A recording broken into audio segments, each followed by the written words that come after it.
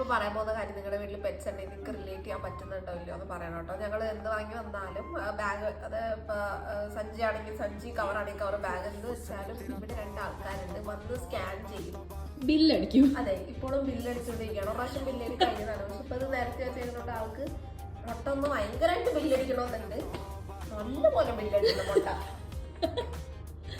അപ്പൊ മുട്ടയിലൊന്നും ബില്ലടിക്കല്ല, കടിക്കാണ്, കടിയാണ്. അയ്യോ, കടിയാണ് ഞങ്ങളുടെ ബില്ലടക്ക്. കേട്ടോ ഞങ്ങള് വെള്ളമൊക്കെ വേണം. കോക്കനട്ട് മിൽക്കോ?